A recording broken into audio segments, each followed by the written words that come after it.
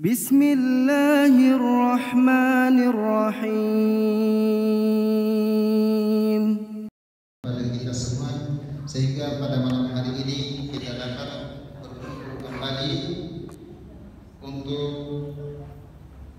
memenuhi panggilan Allah Subhanahu wa taala dan diikuti dengan kajian Islamiyah untuk menambah wawasan Islam kita bersama.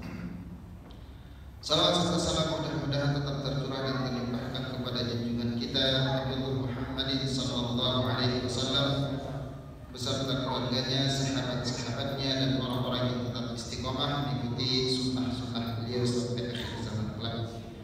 Ma'asyiral muslimin wal muslimat yang dirahmati oleh Allah Subhanahu wa taala. Kita masuk ke hadis yang keempat, yaitu hadis tentang proses penciptaan manusia. Sebelum kita membahas materi ini, alangkah baiknya kita awali dengan baca basmalah. Bismillahirrahmanirrahim. An Abi Abdurrahman Abdullah bin Mas'ud radhiyallahu anhu qala, dari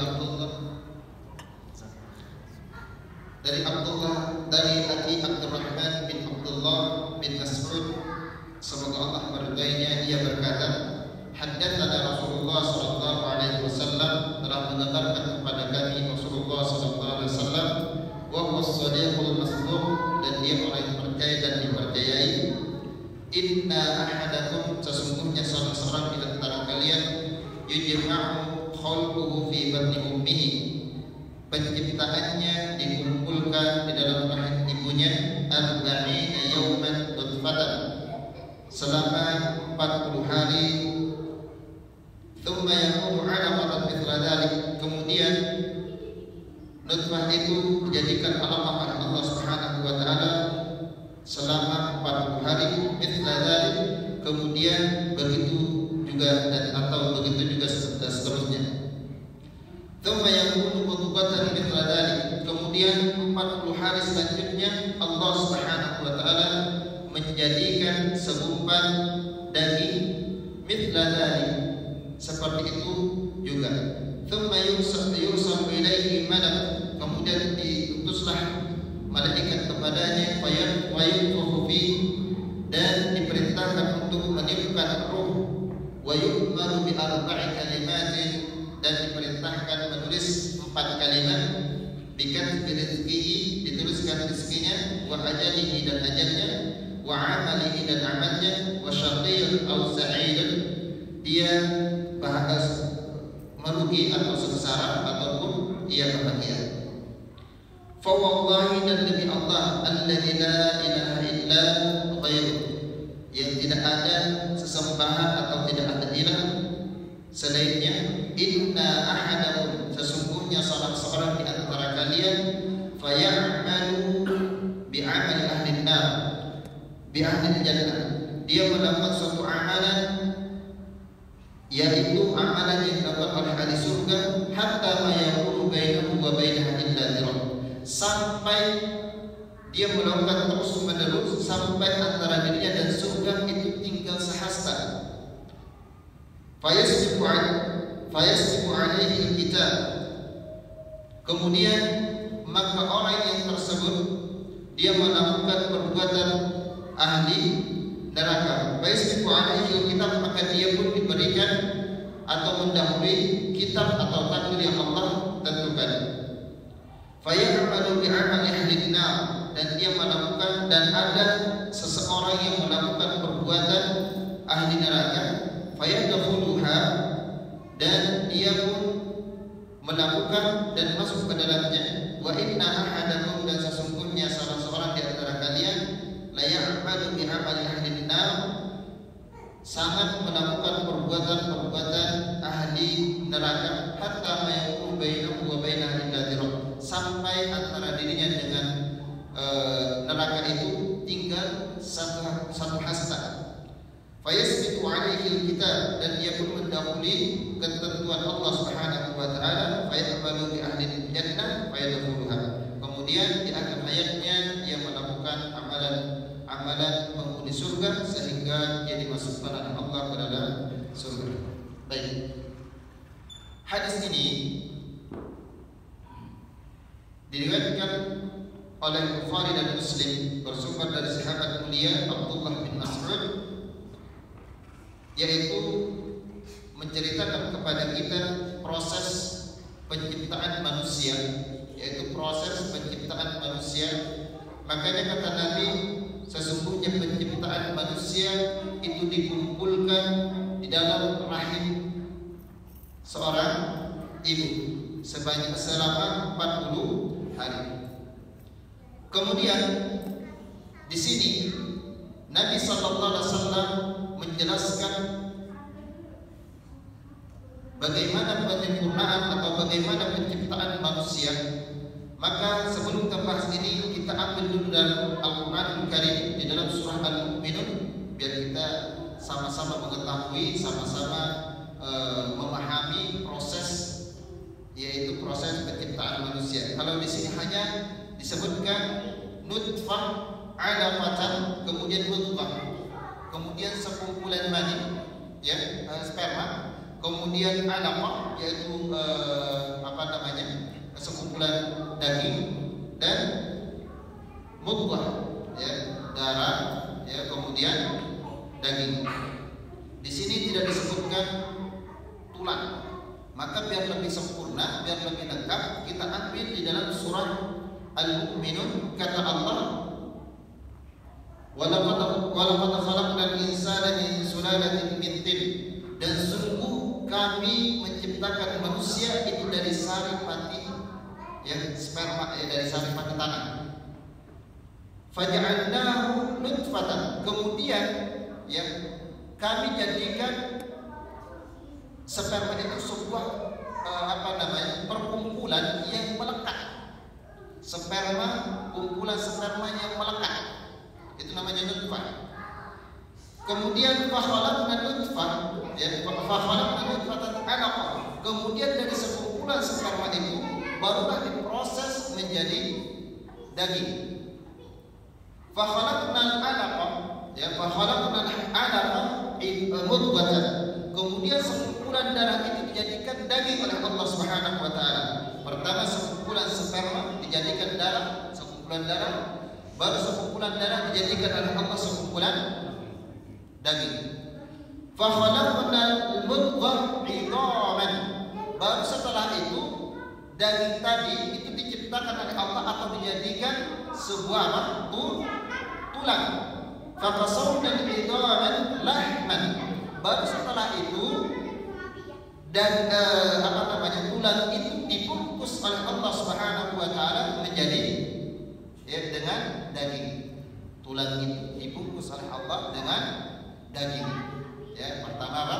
Sekumpulan sperma, kemudian kedua darah, yang ketiga daging, barulah menjadikan tulang, dan tulang itu baru dibungkus oleh Allah dengan daging. Nah, ini proses penciptaan manusia. Makanya ketika orang-orang orang Quraisy, orang Yahudi lewat di hadapan Nabi sallallahu alaihi wasallam, dan pada saat itu Nabi sedang berbincang dengan sahabat-sahabatnya, lalu dia mengatakan, wahai Rasulullah, bagaimana cara Allah menciptakan manusia? Kata Rasulullah, Allah menciptakan manusia melalui proses nutfah, yaitu apa? Sperma laki-laki dan sperma perempuan. Spermanya laki-laki itu lebih keras, adapun spermanya wanita itu lebih lembut, ringan dan lembut. Makanya sperma laki-laki inilah yang membentuk idham, yang membentuk apa? Tulang dan saraf, ya, dan saraf, ya, dan urat saraf.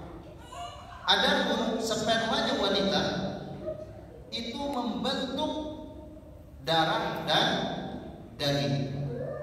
Nah, makanya kalau tulang kita keras itu dari laki-laki, darah dan daging itu dari wanita. Itu proses Allah, proses manusia diciptakan oleh Allah Subhanahu wa taala. Nah, fase pertama, di sini ada 3 fase cara menciptakan manusia. Fase pertama, Allah Subhanahu wa taala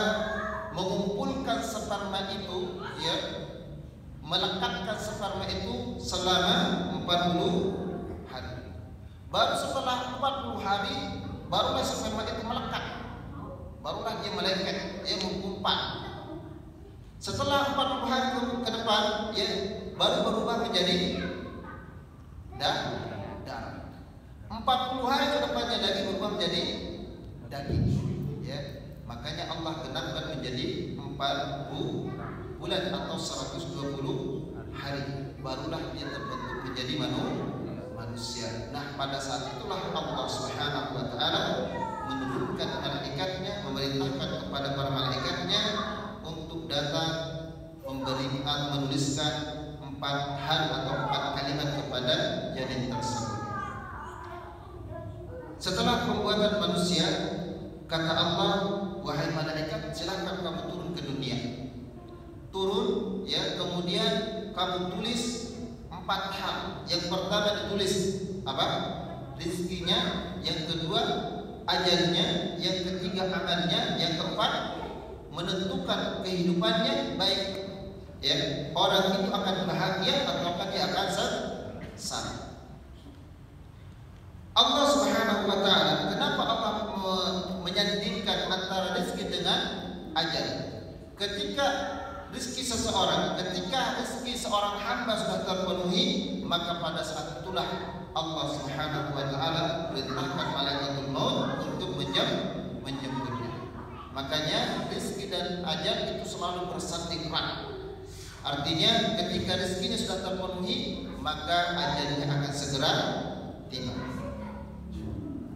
Dalam hadis ini Nabi sallallahu alaihi wasallam mengatakan, setelah Allah menuliskan 4 hal ini, 4 kalimat ini, maka ada seorang hamba yang hidupnya itu baktinya kepada Allah Subhanahu wa taala luar biasa.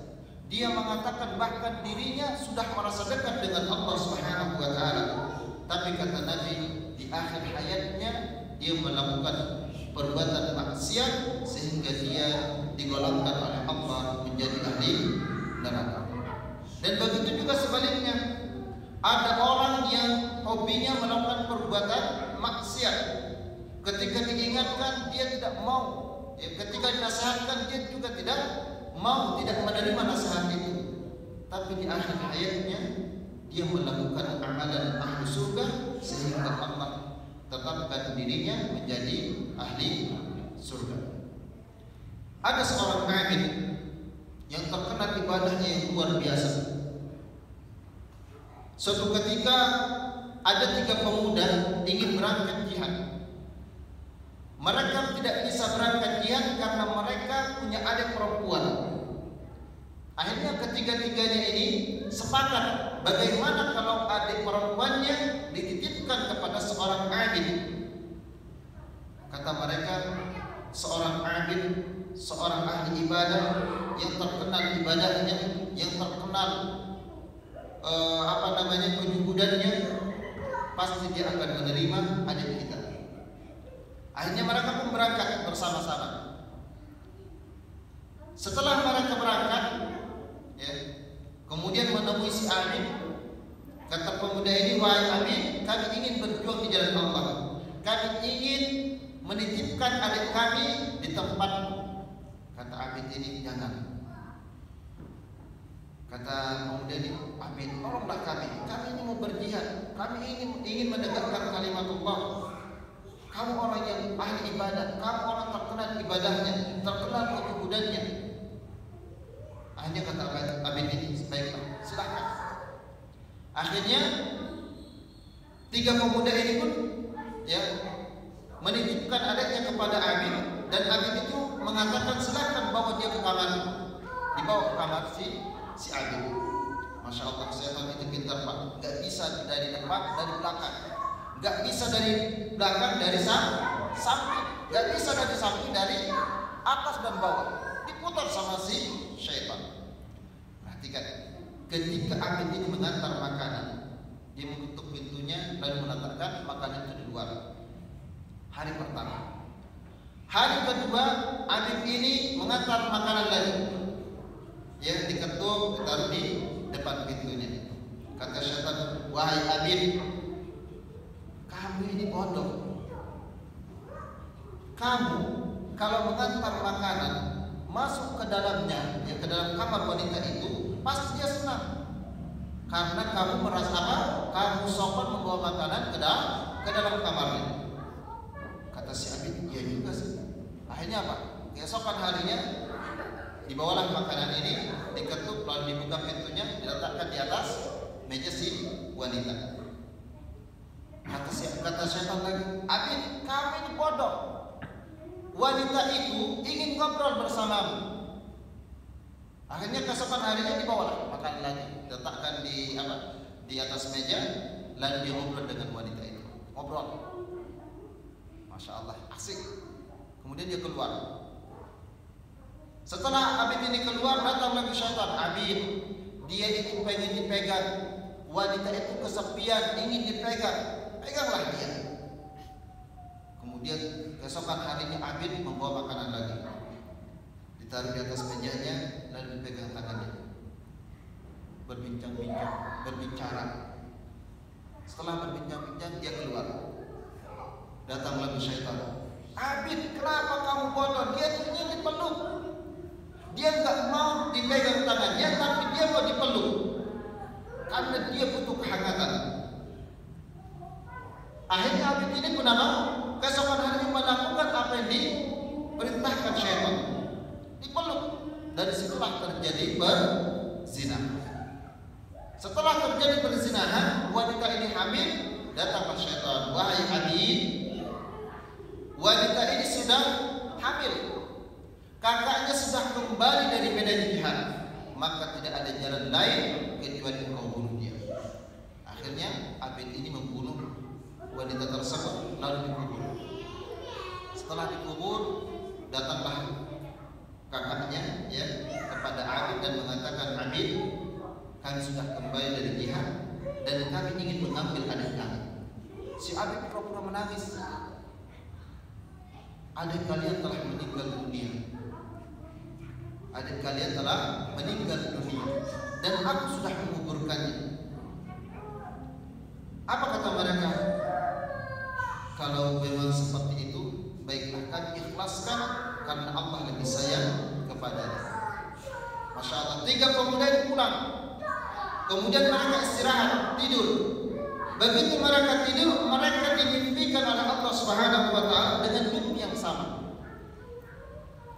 Di dalam mimpinya diceritakan seorang pemuda, seorang kakak yang pertama dimimpikan oleh Allah bahwasanya wanita itu, adiknya itu meninggal karena dibunuh oleh adik. Adik keduanya juga sama, mimpi yang sama.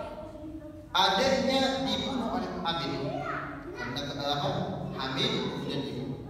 Sama, tiga-tiganya mimpi yang sama. Akhirnya mereka sepakat datang ke tempat Abid, ya, ke tempat Abid itu, kemudian menggali kubur adiknya. Digali. Begitu digali, dicek ternyata benar adiknya dibunuh oleh Abid. Maka Abid pun ya diberikan hukuman sesuai dengan pelanggarannya. Akhirnya dia disalib, digantung di tiang salib. Datanglah syaitan. Ini yang terakhirnya. Abid, tidak ada yang menyelamatkan dirimu pada saat ini kecuali engkau tunduk kepadaku. Ketika engkau tunduk kepadaku, maka kamu akan selamat.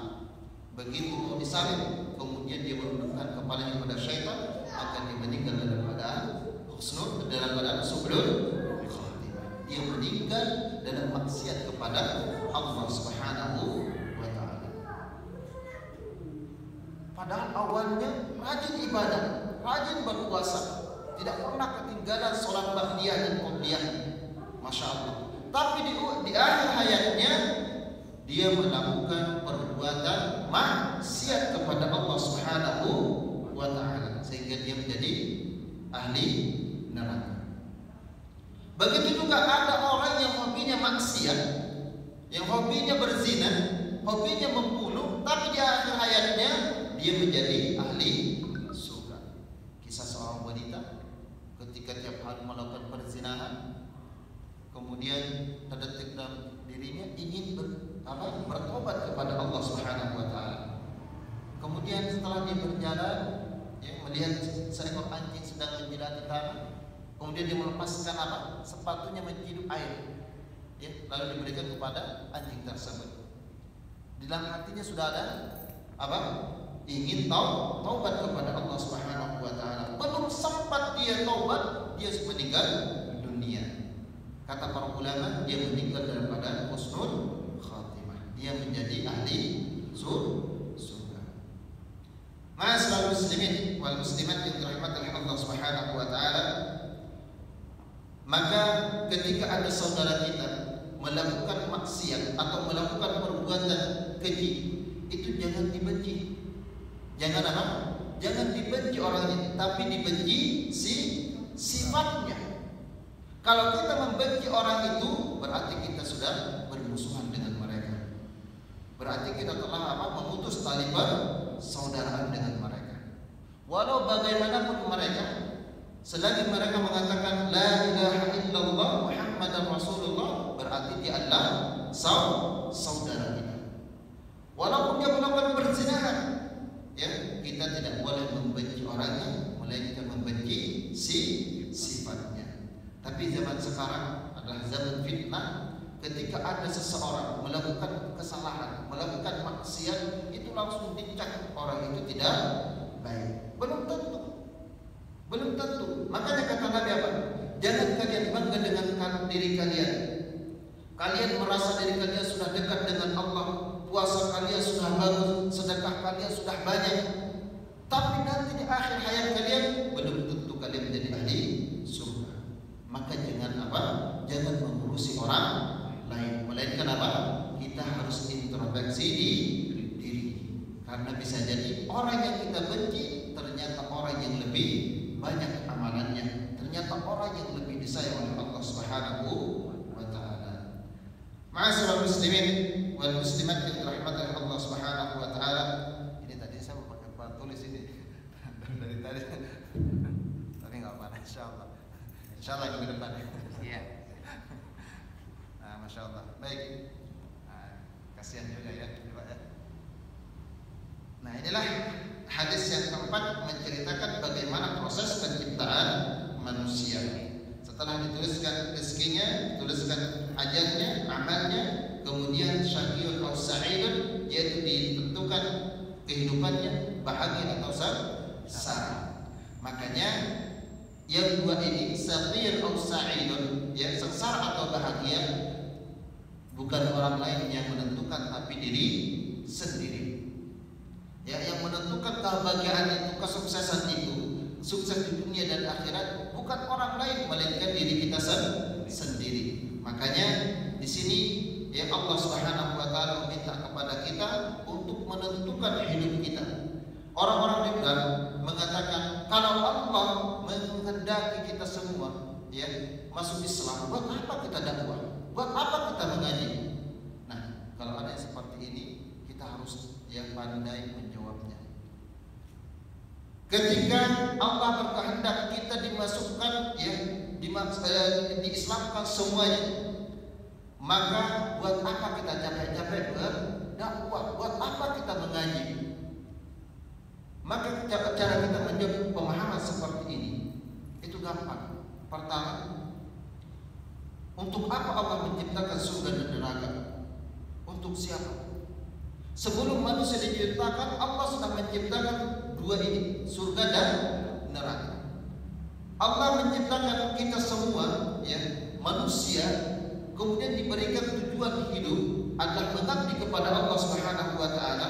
Itu kita akan dilihat sampai di mana keseriusan kita, kesungguhan kita untuk selalu mengabdikan diri kepada Allah Subhanahu wa taala. Kalau kita berpegang teguh selalu mengabdikan diri kepada Allah Subhanahu wa taala sampai akhir hayat kita, maka insyaallah kelak kita akan diberikan jaminan oleh Allah Subhanahu wa taala dengan surga.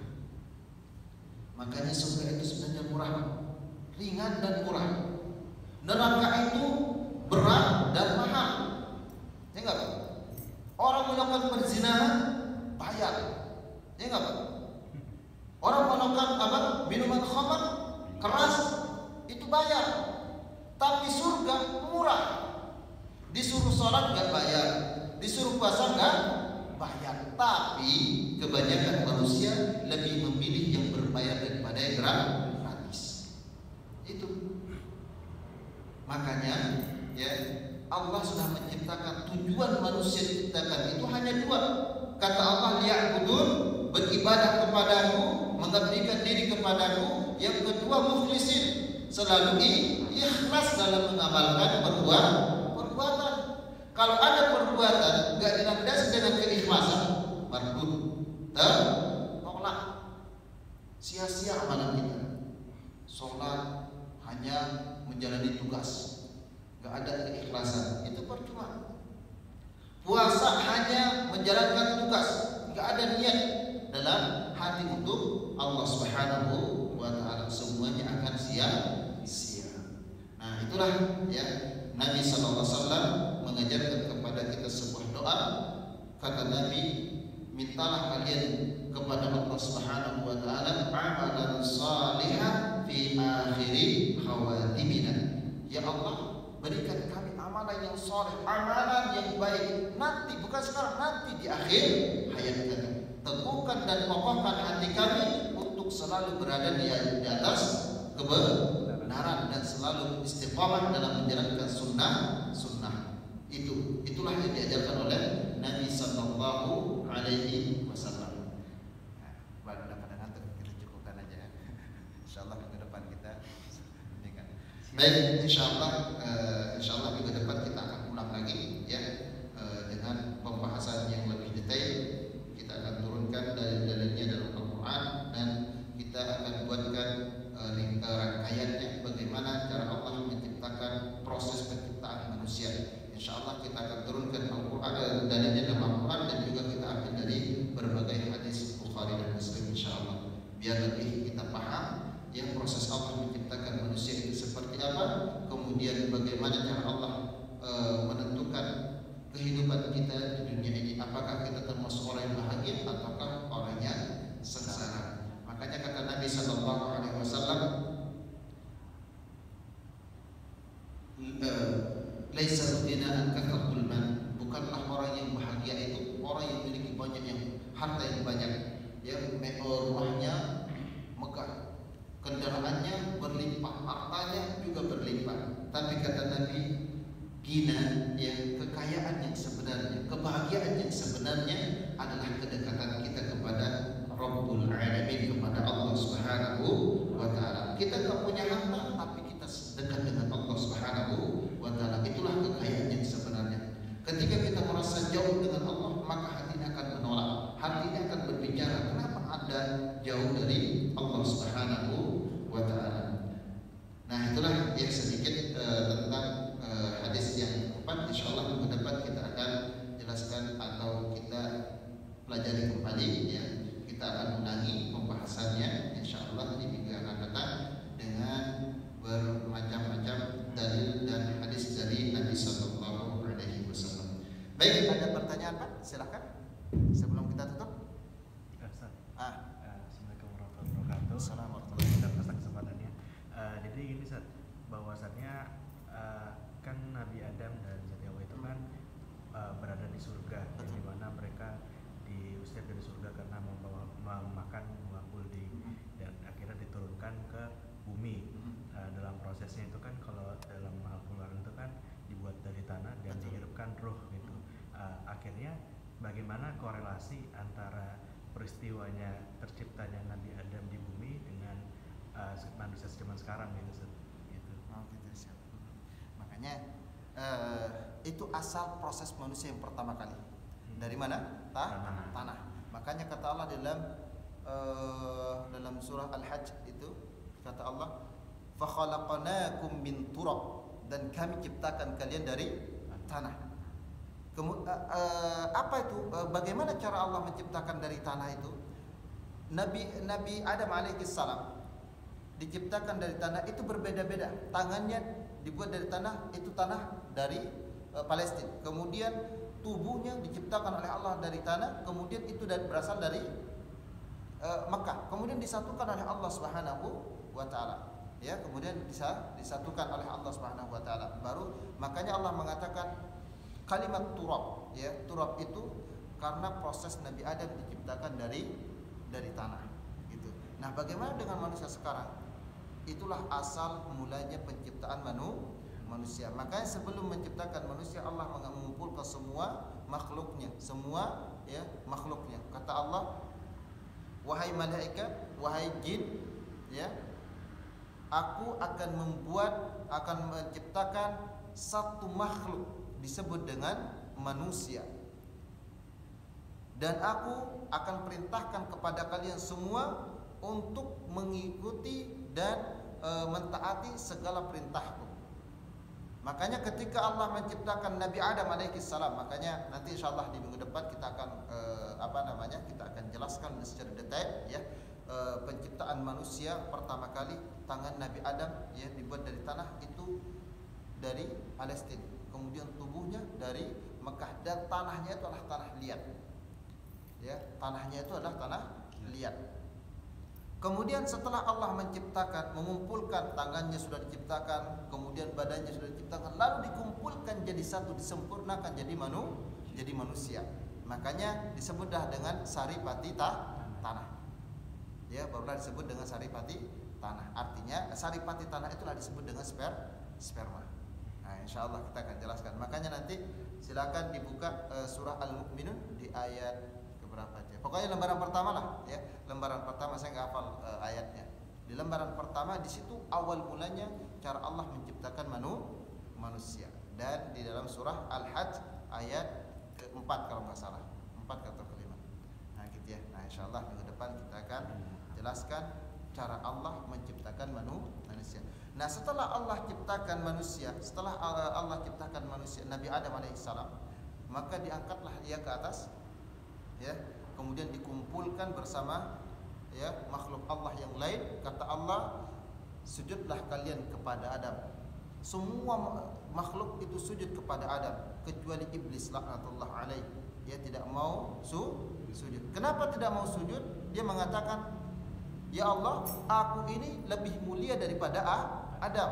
Khalaqtani min nar wa khalaqtahu min tin. Engkau ciptakan aku dari api, sedangkan Adam dari tanah. Kedudukanku lebih tinggi, ya Allah, daripada Adam. Maka aku tidak mau sujud.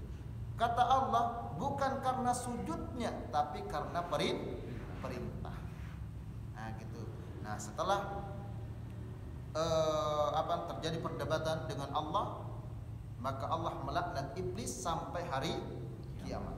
Kemudian iblis meminta kepada Allah, ya Allah, panjangkan umurku sampai hari kiamat. Maka Allah pun memanjangkan umurnya.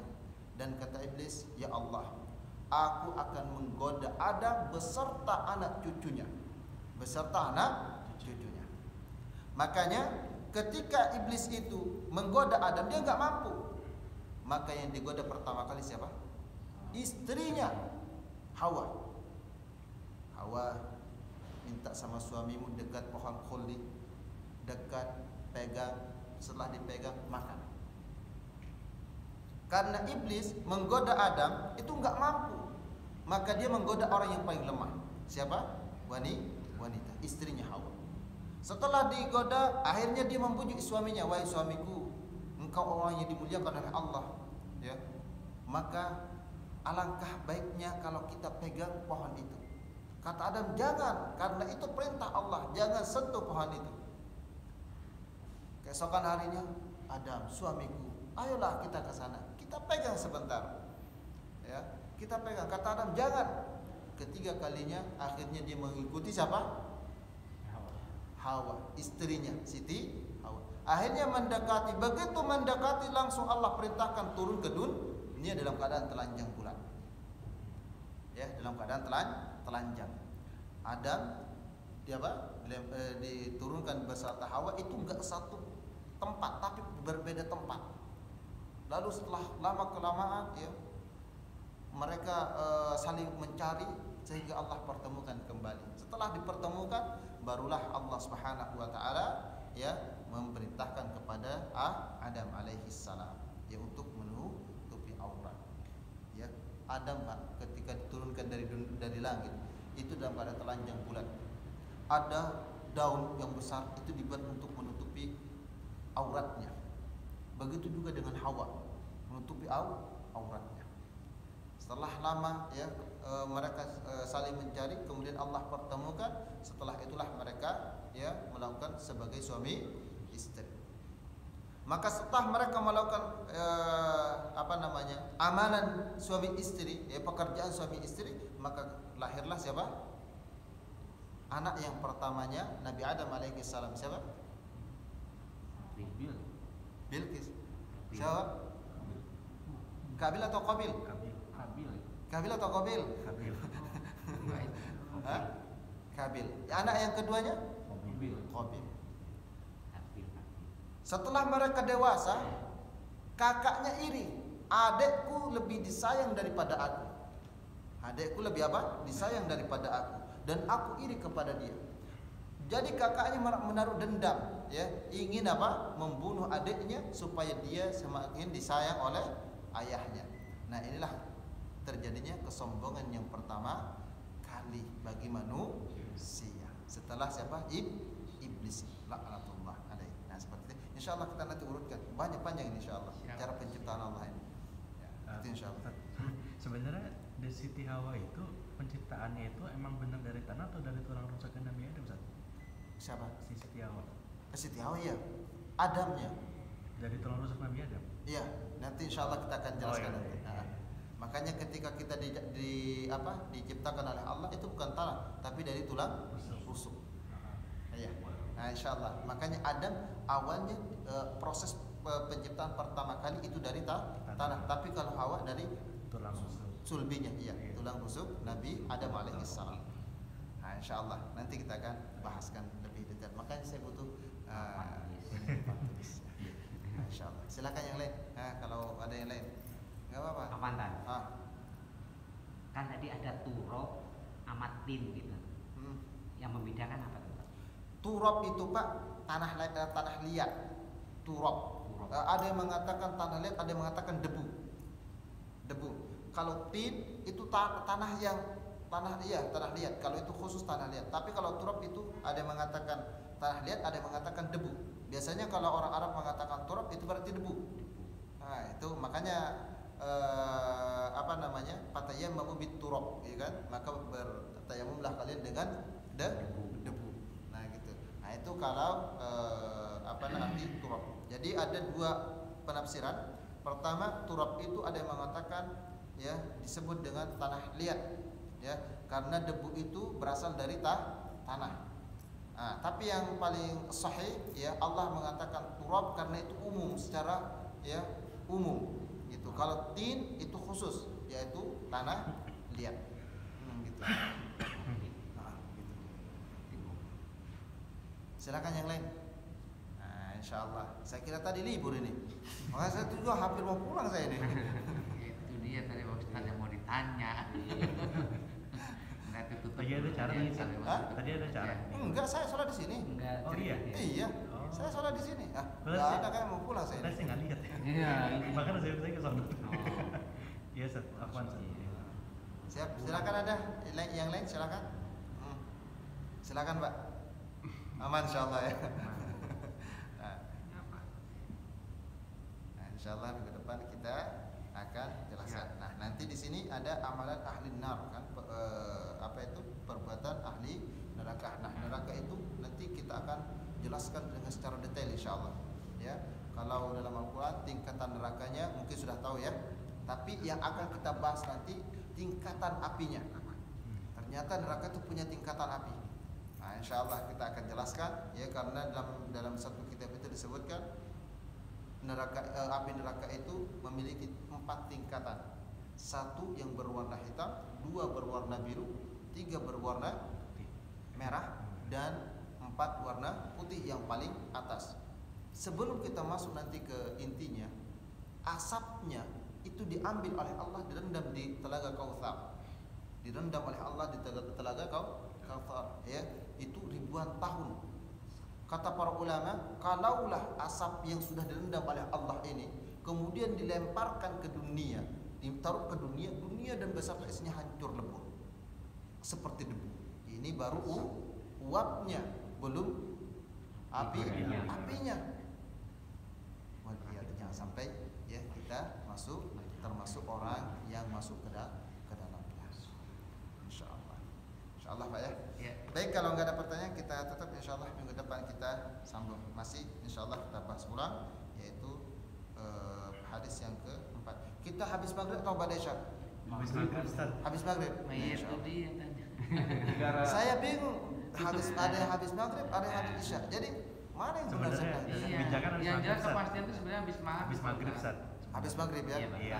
Cuman kalau antum emang ada halangan bisa dikonfirmasi biar nanti Bilal biar bisa ngumumin gitu, Ustaz. Ada nomor telepon nggak? Ada. Siapa yang megang? Saya ada. Ustaz Kasihan Kasihan. ada. Ustaz Kasihan. Nanti diinikan aja. Makanya saya bilang ini ba'da isya. Makanya saya bingung. Ini mau berangkat sebelum maghrib atau setelah maghrib? Maghrib, Ustaz, maghrib. Nah, insyaallah ya. Karena Berarti habis yang maghrib ya. Senin malam Selasa udah digeser habis maghrib juga. Oh gitu.